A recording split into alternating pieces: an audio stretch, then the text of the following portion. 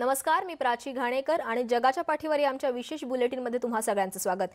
बुलेटिनमध्ये जाणून घेणार आहोत देशभरातील महत्त्वाच्या घडामोडी।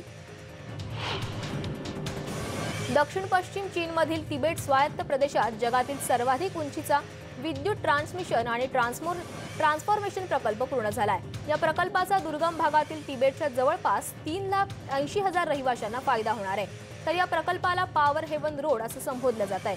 अत्यंत आव्हानात्मक वातावरण असलेल्या ठिकाणी या प्रकल्पाचं काम करण्यात आलंय। 30,000हून अधिक कामगारांनी या आव्हानात्मक कामात आपलं योगदान दिलंय। या प्रकल्पाचं काम सप्टेंबर 2019 मध्ये सुरू झालं आणि वेळेपूर्वीच 7 महिने आधी जुलै 2020 अखेर ते पूर्ण झालं। या प्रकल्पाअंतर्गत वीज पुरवठा करणाऱ्या केबल लाईनची लांबी ही 1,689 किलोमीटर इतकी आहे।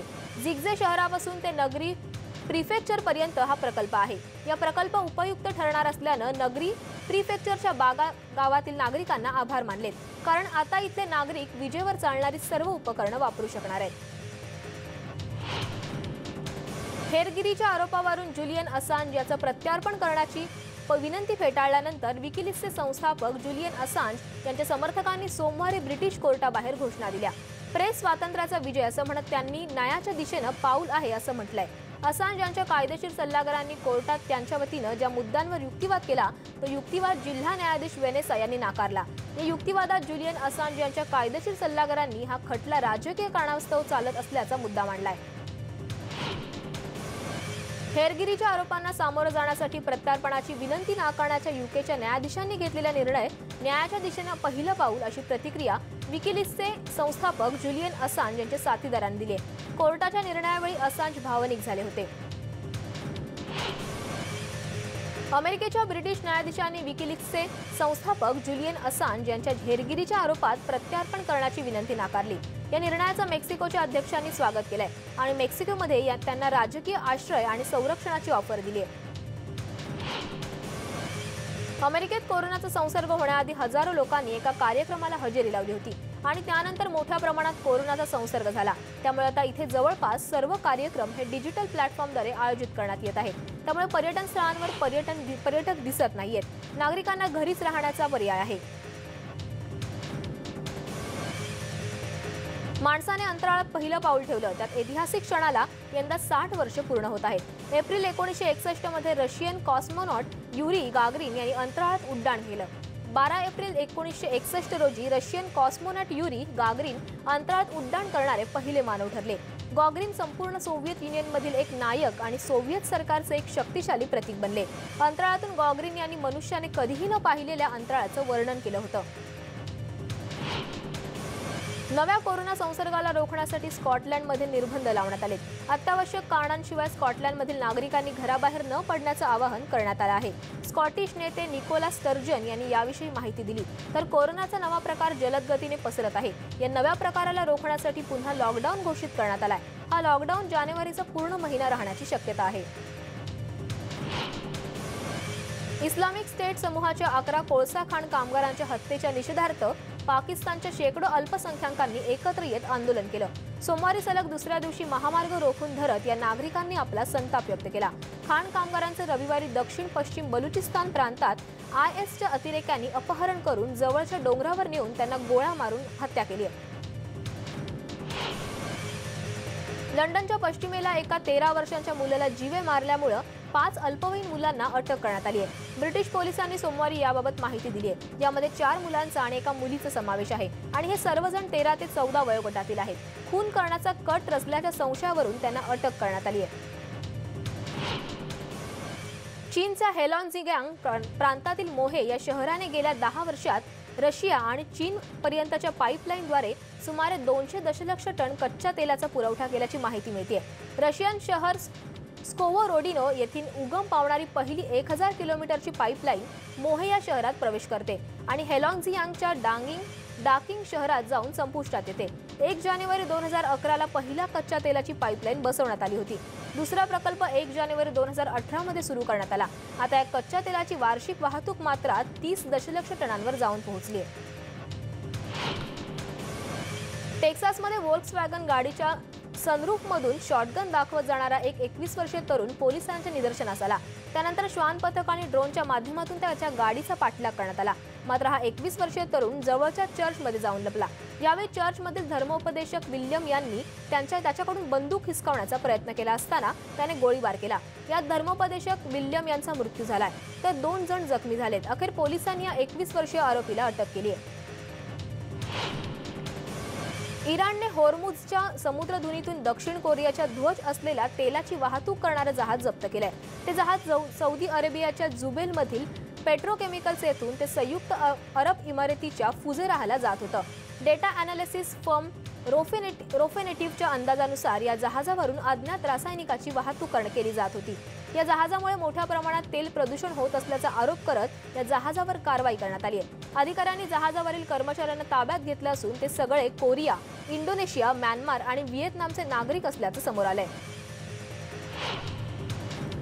अमेरिकेचे मावळते अध्यक्ष डोनाल्ड ट्रम्प यांचे समर्थक डाल्टन दाखल झालेत। बुधवारी काँग्रेसच्या संयुक्त अधिवेशनापूर्वी जॉर्जियाच्या निवडणुकीत पुरेशी मतं मिळण्यासाठी ट्रम्प यांच्या वतीनं त्यांनी तयारी सुरू आहे।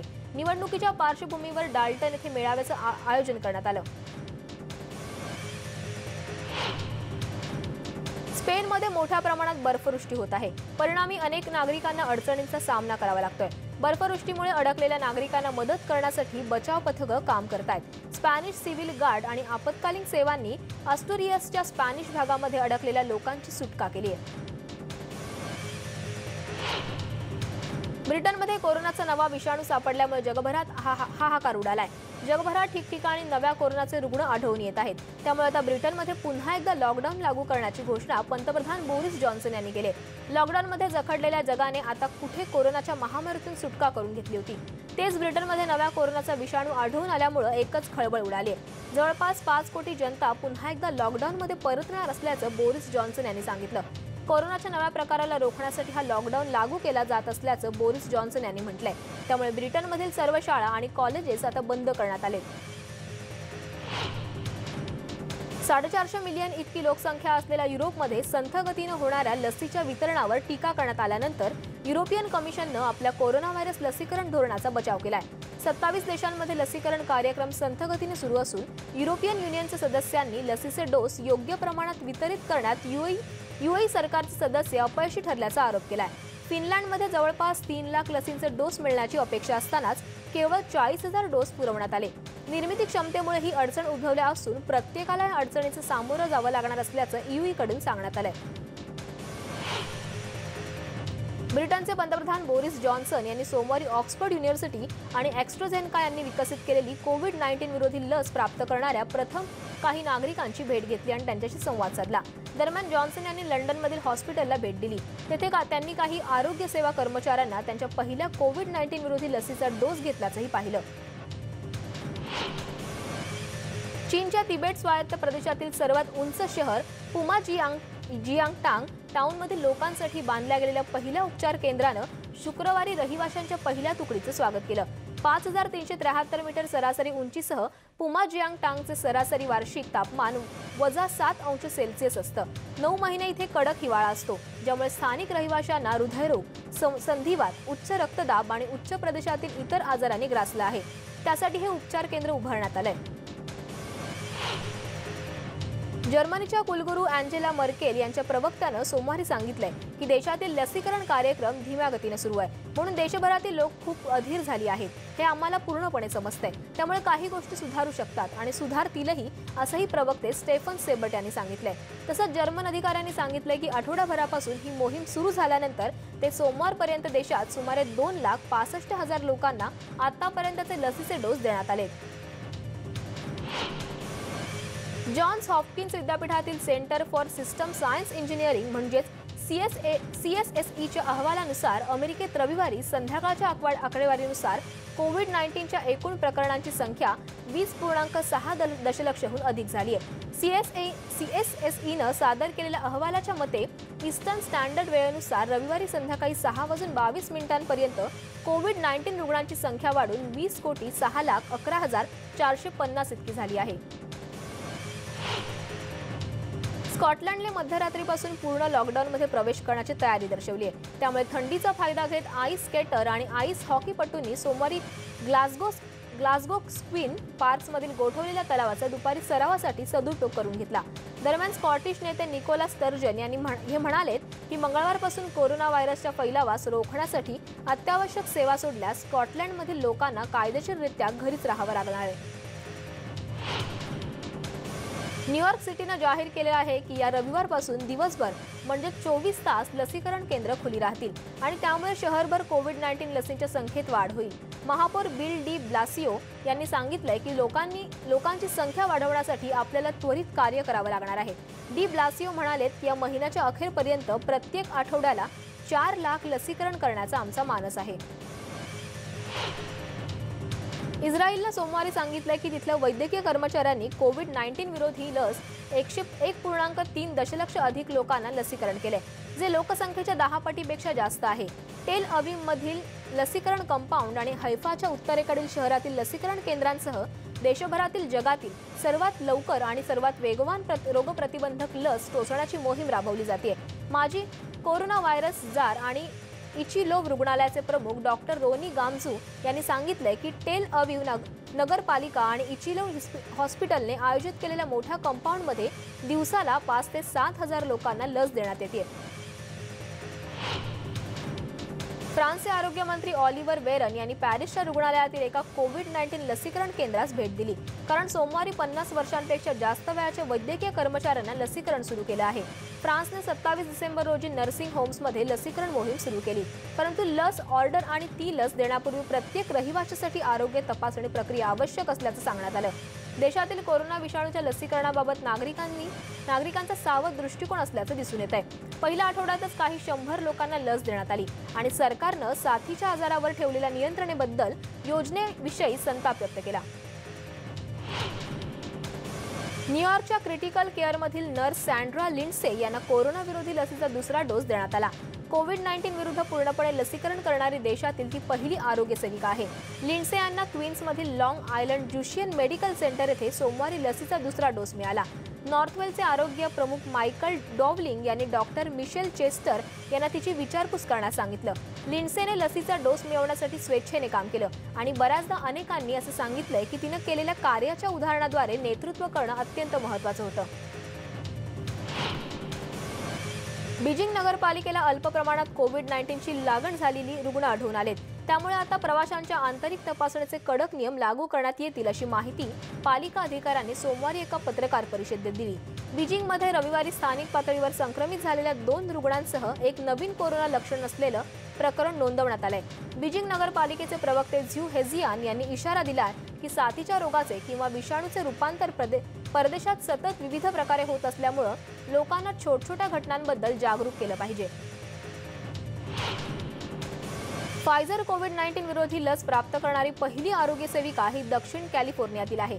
लसीकरणाच्या प्रयत्नांना धीम्या गतीने देशव्यापी सुरुवात करूनही तिला आता दुसरा डोस मिळवण्यासाठी कॅलिफोर्निया पुन्हा सज्ज आहे। 3 आठवड्यांपूर्वी त्या आरोग्य सेविकेला पहिला डोस मिळालेल्या इंटेन्सिव्ह केअर युनिटच्या नर्स हेलन कॉर्डोवा या लसीचं दुसरं इंजेक्शन घेण्यासाठी इतर डॉक्टर्स आणि नर्सेसोबत हजर झाली। कुवेतच्या परराष्ट्र मंत्रालयाने सोमवारी घोषणा केली की सौदी अरेबियाच्या कतारबरोबरच विविध वादाच्या मुद्द्यांना संपवण्यासाठी प्रयत्नशील आहे। गेल्या 4 वर्षांपासून कुवेत आणि सौदी अरेबियात प्रामुख्याने हवाई हद्द आणि सीमेबद्दलचे काही वाद सुरू आहेत। हे वाद संपवण्यासाठी काही मोठे निर्णय लवकरच होतील असंही कुवेतच्या वतीने जाहीर करण्यात आले। सौदी अरेबिया लवकरच कतारपासूनची सीमा उघडेल। सौदी अरेबिया, इजिप्त, संयुक्त अरब अमिराती आणि बहरेन यांनी क्षेत्रातील इस्लामी गटांना पाठिंबा दर्शवलाय। सौदी अरेबियामध्ये पवित्र हज यात्रेसाठी येणाऱ्या पर्यटकांना परवानगी देण्यासाठी सीमा गेल्या काही वर्षात काही प्रमाणात आधीच उघडण्यात आलाय। बुलेटिनमध्ये वेळ झाला एका छोट्याशा ब्रेकची, पण ताज्या घडामोडींसाठी पाहत रहा न्यूज 18 लोकमत।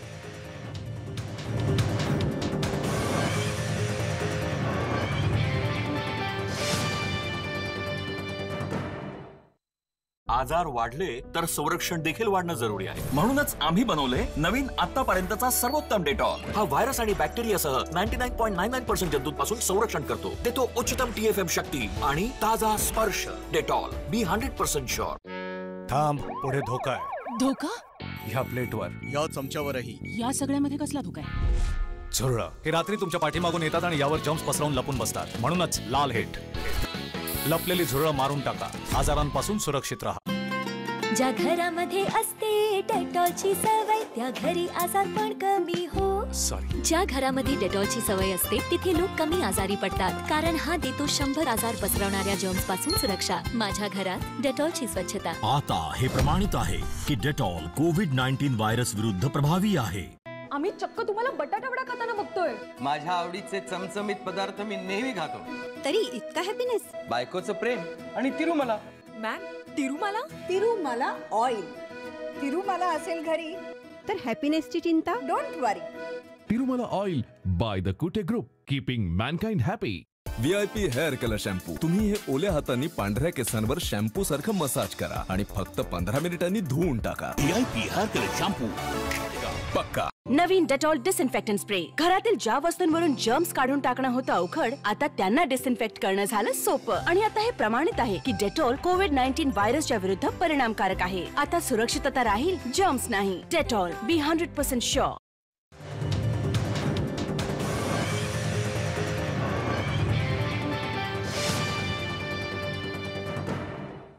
ब्रेकनंतर पुन्हा एकदा तुम्हा सगळ्यांचं स्वागत. जाणून घेऊयात आणखी काही महत्त्वाच्या घडामोडी. सोमवारी हजारो नागरिकांनी मृत्यू झालेल्या 6 जणांना अखेरचा निरोप दिलाय. बोस्नियामध्ये एक नवीन वर्षाच्या संध्याकाळी मरण पावलेल्या त्या 6 जणांच्या अंत्यदर्शनासाठी नागरिक त्यांच्या नातेवाईकांसोबत सामील झाले होते. पोझ्युस्से इथे एका सोब्रो श्रद्धांजली सभेत कुटुंबातील सदस्य आणि त्यांच्या मित्रांना त्या 6 तरुणांना निरोप देताना प्रत्येकाच्या भावना दाटून आल्या होत्या. राजधानी साराजेव्होच्या नैऋत्येकडे 150 किलोमीटर दक्षिण पश्चिमेकडील ट्रिबिस्टोवमध्ये साधारण 18 ते 20 वयोगटातील 8 तरुण मृत आढळले. हे गाव पॉस्युजे नगरपालिकेच्या हद्दीत असून रविवारी 2 अन्य पीडितांना या गावात दफन करण्यात आलं. स्थानिक पोलिसांनी सांगितले की 1 जानेवारी 2021 रोजी स्थानिक वेळेनुसार 1000 क्रमांकावर फोन आला आणि त्या माहितीनुसार तेथे अधिक तपासासाठी गावातल्या झोपडीत गेले. तिथे त्यांना 8 जण मृतावस्थेत आढळले. पोलिसांनी दिलेल्या प्राथमिक माहितीनुसार त्यांना कार्बन मोनॉक्साईडची विषबाधा झाली होती. चीनमधील सर्वात मोठी ऑनलाईन कंपनी असणाऱ्या अलिबाबा समूहाचे संस्थापक आणि माजी अध्यक्ष जॅक मा यांनी मागील काही महिन्यांपासून सार्वजनिक कार्यक्रमांना उपस्थिती लावलेली नाही. त्यामुळे जॅक मा हे बेपत्ता असल्याची भीती व्यक्त केली जाते. 2 महिन्यांपासून जॅक मा हे कोणत्याही सार्वजनिक कार्यक्रमाला उपस्थित राहिलेले नाहीत. त्यामुळे त्यांच्या संदर्भातील वेगवेगळ्या चर्चांना उधाण आलंय. राष्ट्रपती माईक पेन्स यांनी होणाऱ्या निवडणुकीपूर्वी जॉर्जियाच्या मतदारांवर दबाव आणण्याचा डोनाल्ड ट्रम्प यांचा प्रयत्न होता असा आरोप केलाय. डोनाल्ड ट्रम्प यांनी जॉर्जियाच्या रिपब्लिकन सेक्रेटरी यांच्यावर दबाव आणण्याचा प्रयत्न केला होता. तत्कालीन राष्ट्राध्यक्ष ट्रम्प यांच्या बाजूने उभं राहा असं त्यांना सांगण्यात आलं होतं, असा दावाही पेन्स यांनी केलाय.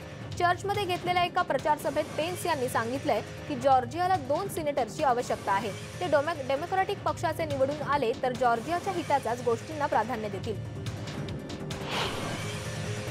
सोमवारी अमेरिकेतील शेअर बाजार मोठ्या प्रमाणात घसरलाय. नव्या वर्षाच्या सुरुवातीच्या दिवसातच शेअर बाजारात मोठ्या प्रमाणात घसरण झाल्यानं मोठं नुकसान झालंय. यामुळे जागतिक अर्थव्यवस्थेला सुद्धा मोठा धक्का बसू शकतो. पण या सगळ्यात दिलासादायक बाब अशी आहे की कोरोनाची असलेली लस, या लसीमुळेच आशावादी चित्र निर्माण होऊ शकतं. पण सध्या अमेरिकेत सिनेटसाठी निवडणुका होत आहेत. या सिनेटच्या निवडणुकांमध्ये कोण बाजी मारणार हे सुद्धा आगामी जो बायडन सरकारसाठी महत्त्वाचं असेल. त्याचाही बाजारावर परिणाम होऊ शकतो. काल अमेरिकेतल्या शेअर बाजारात 328 अंकांची घसरण झाली. उत्तर इटलीतील जोरदार बर्फवृष्टी झाल्यानं उत्तर इटलीतील पर्वतीय भागांमध्ये सर्वत्रच बर्फाचे सफेद गालिचे पसरलेले पाहायला मिळाले. रस्त्यांवरील बर्फ हटवण्यासाठी आतापर्यंत 100 ऑपरेशन्स राबवल्याची माहिती इटालियन अग्निशमन दलानं दिली आहे. सॅन्टो स्टेफानो येथील रस्ते बर्फानं भरल्यानं रस्त्यांवरील गाड्या देखील बर्फाखाली गेल्या. तसंच उत्तर इटलीतील वेनेटो रिजनमध्ये एका अडकलेल्या कुटुंबाला देखील अग्निशमन दलाला सुखरूप बाहेर काढण्यात यश आलंय. या सगळ्या घडामोडींनंतर आता बुलेटिनमध्ये वेळ झाली इथेच थांबण्याची. पाहत रहा न्यूज 18 लोकमत.